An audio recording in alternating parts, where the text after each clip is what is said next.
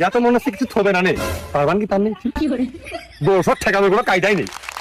সেটাই জুত নেই। উস্তাদের নাম হাসেম। এ পর্যায়ে মাঠে নামছে বডি কাশেম।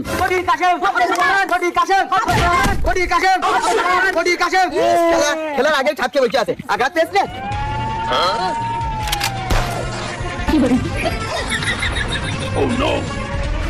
খেলাই বেরো মুখে লাগিয়ে আমি আমছি।